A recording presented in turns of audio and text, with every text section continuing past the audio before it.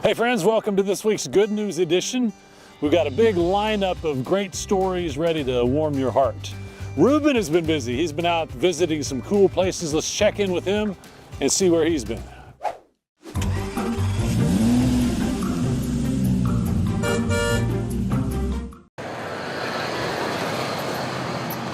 We got started April 2021.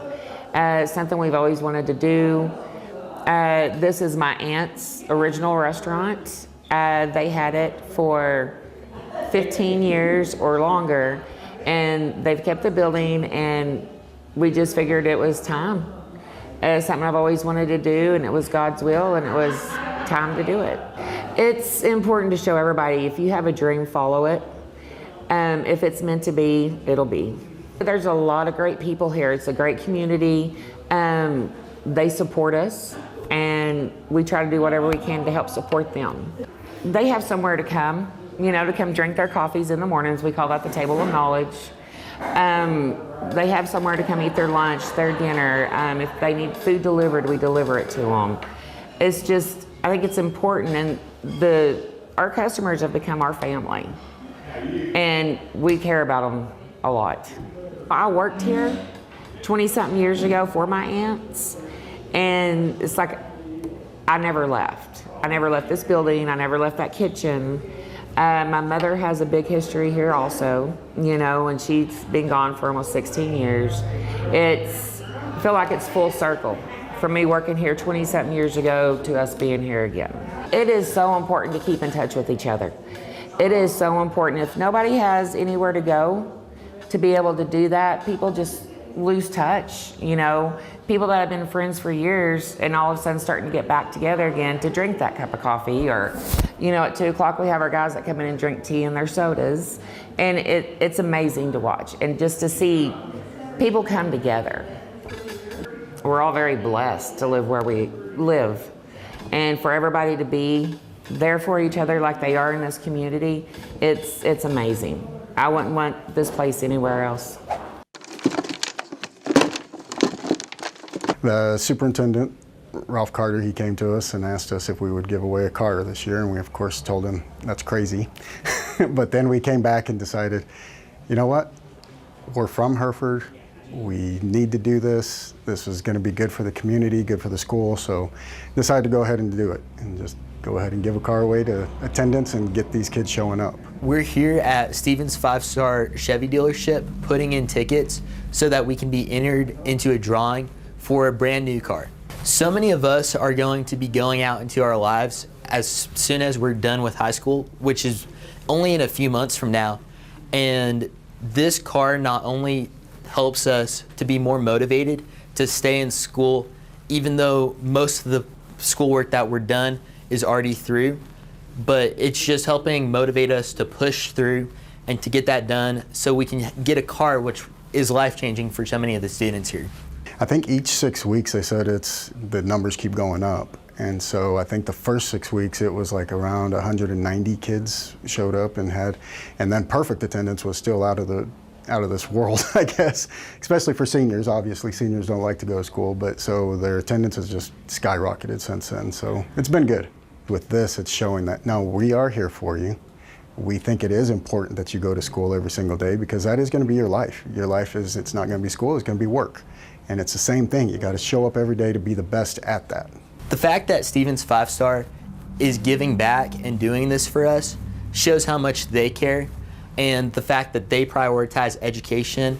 People often say that they prioritize education, but they don't often back that up through their actions. And Stevens 5-star is backing that up through their actions. It would be life-changing. It would help me jumpstart college, and it would really help me start my life as an adult in the real world off on the right foot.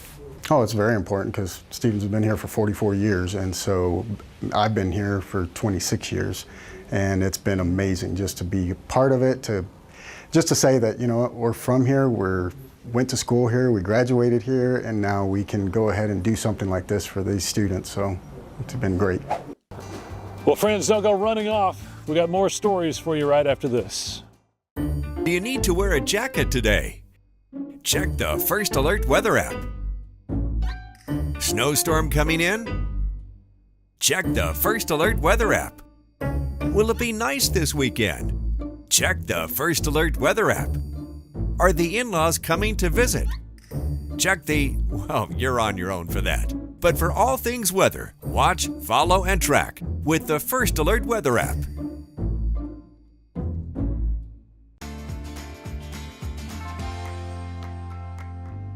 Welcome back, friends. You know Sheldon, he just keeps paying it forward.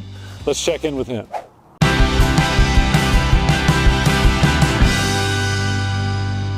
It's time for our latest edition of Pay It Forward with Carpet Tech. I've got Bethany here with us today. You say we find someone to go pay it forward to. Yes, let's go help someone out. Here it's 100, 200, and 300. Thank you very much. Let's go out there and pay it forward.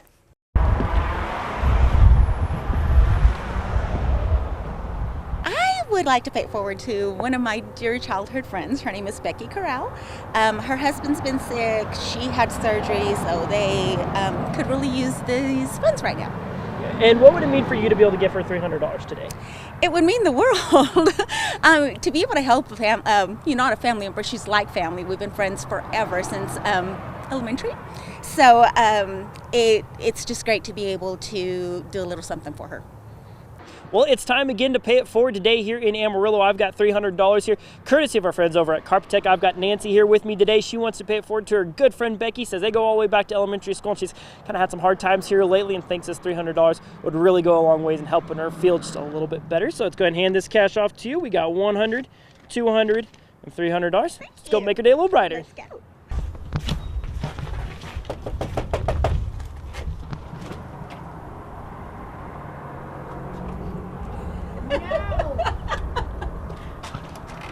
Hi, honey. Hi. Hi. That's why I couldn't tell you anything. I'm not like y'all want to come in. Y'all can come in. Oh, that's okay. We can just. I'm all like, I don't know. I couldn't even tell you. I was all like, oh my gosh. First of all, we're paying it forward. So I wanted to say how much I love you, and I know you've been through a lot lately. So I wanted to pay it forward to you. 100, 200, $300. Don't cry, 'cause it's gonna make me cry. Don't cry, honey. I love you. I love you too. I thought first thing about you. Thank you so much. It's been crazy. My husband has stage 4 renal failure. I had surgery on my hand, so I'm not working. He's barely went back to work. It's been a lot, but God is good. And now Lindsay has another community to spotlight.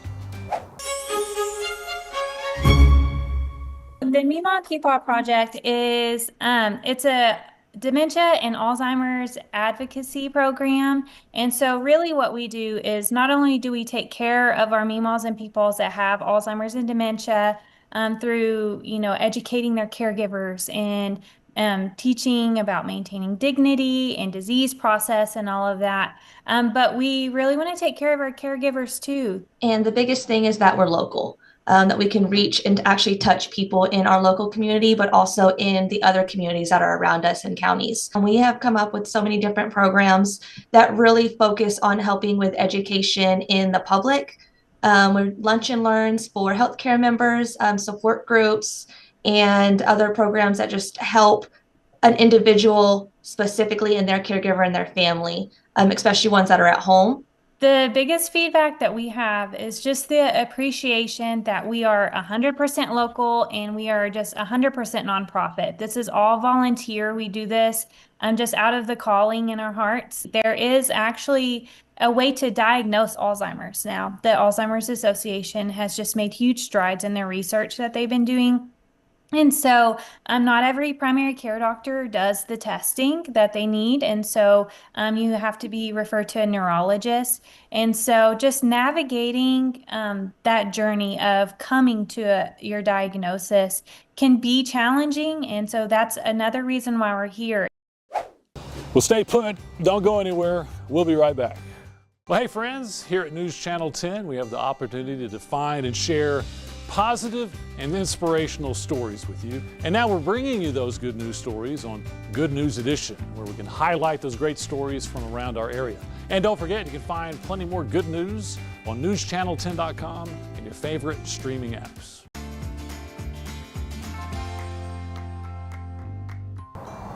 Welcome back, friends. Time to highlight an outstanding student athlete.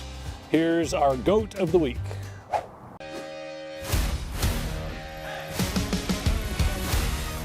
I've been working so hard all 4 years in school and outside of school doing club, trying to get my talent shown to everyone. Julie is a great leader on and off the field. She's constantly portraying her leadership, confidence. She's a team player. She's just overall one of my top players on this team. Off the field, making great decisions in our community and in the classroom.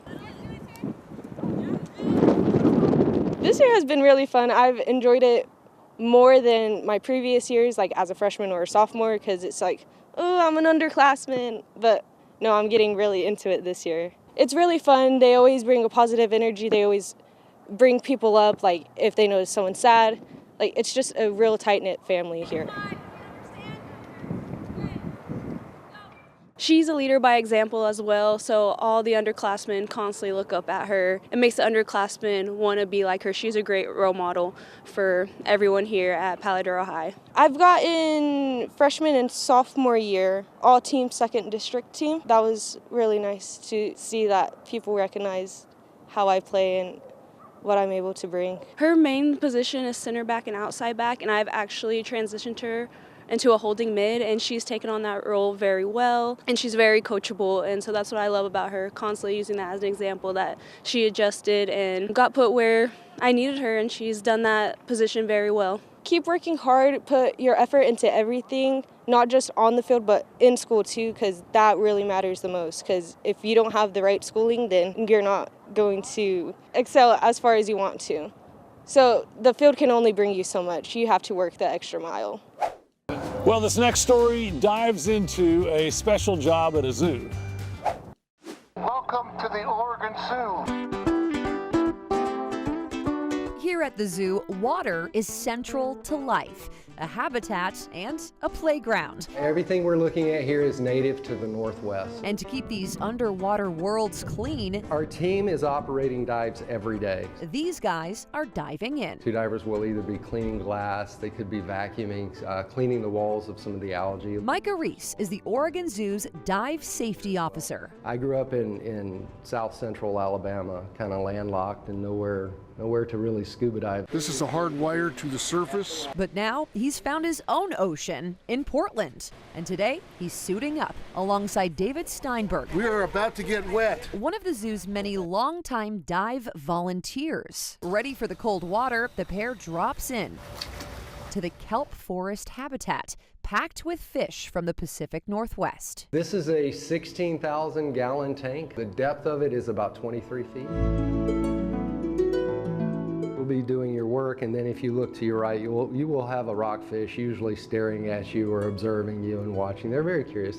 They're much like cats. And today, we're all tuning in as the divers test out a brand new way to talk with visitors from underwater. David, can you hear me? Yes, I can. Thanks to a generous donation from David, this is the first interpretive dive where I can talk to the public. The zoo now has a communication system that lets divers speak with guests. Hi. Hi there. Turning silent observation What's that orange fish? into conversation. The orange one is a rockfish. How many fish in there?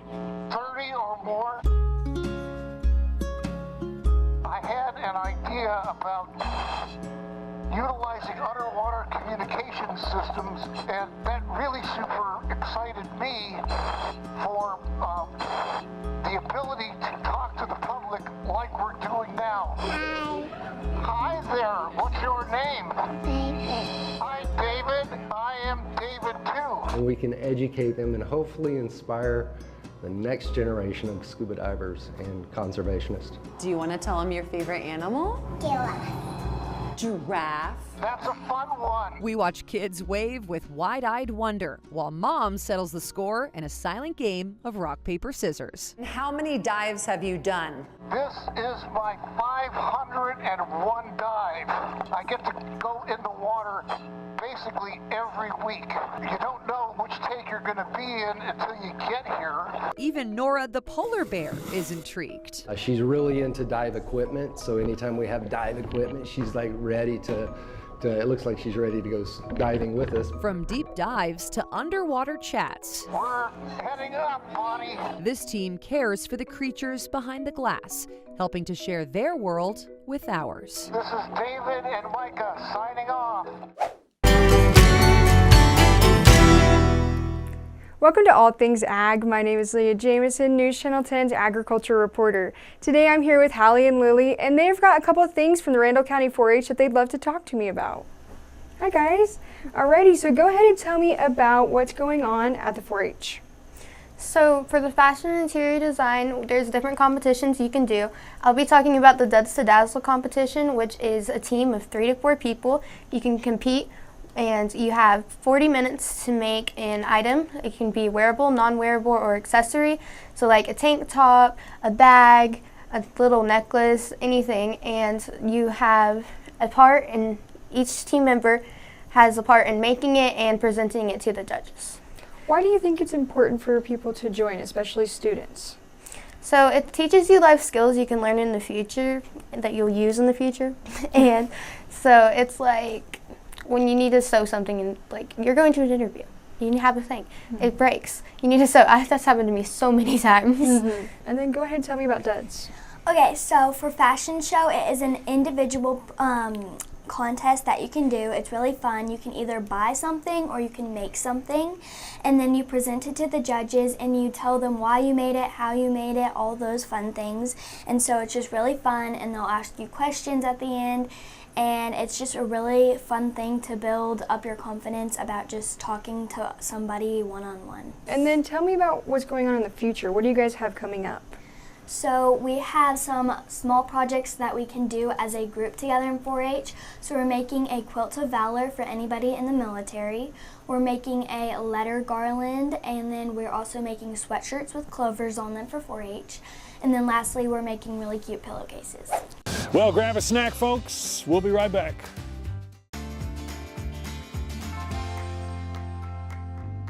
Well, welcome back, friends. Let's get right back into it. We have a few more stories to go before we have to wrap it up. Let's take a look.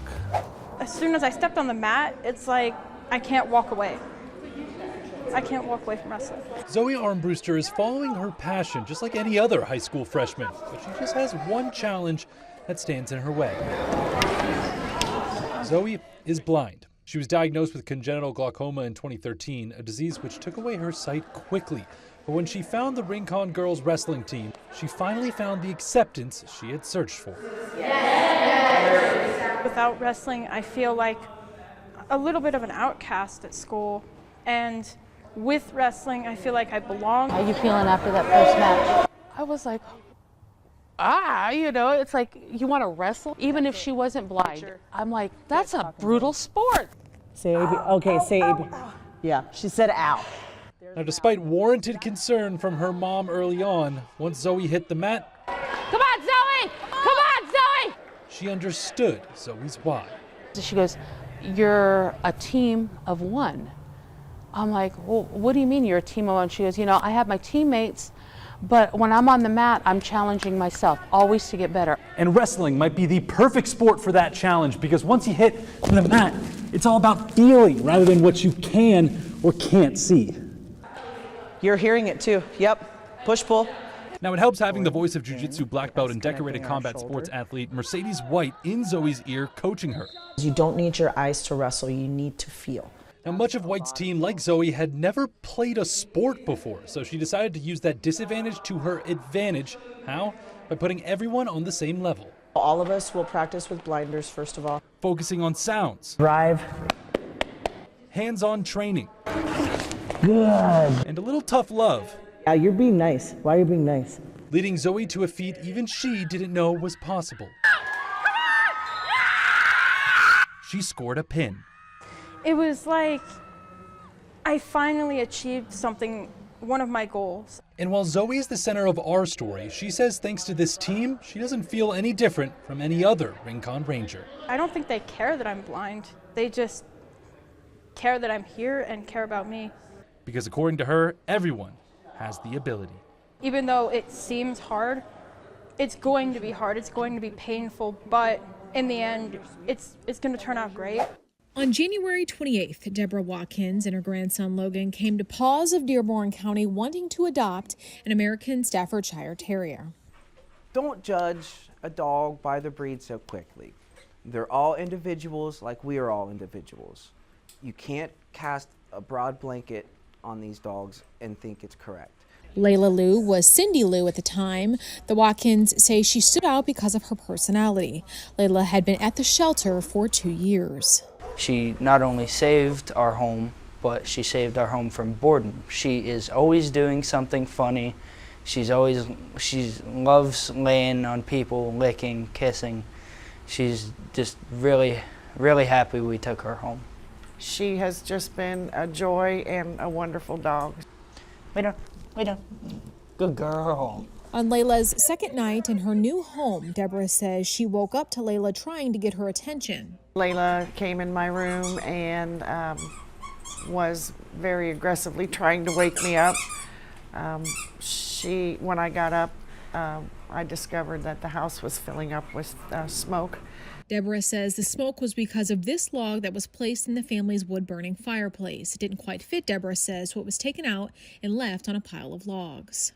She prevented definitely what could have been a fire where we would have needed fire department response and probably smoke inhalation.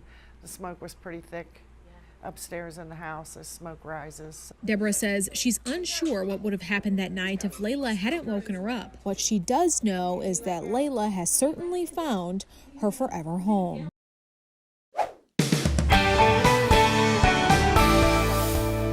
This is what happens. John Reinhardt has Parkinson's. We were scared to death. But things are far from over for John. He does everything you might expect to relieve his symptoms. Medications. Crimson and blue is amantadine. And surgical interventions. I had the surgery on the left side to affect the right side.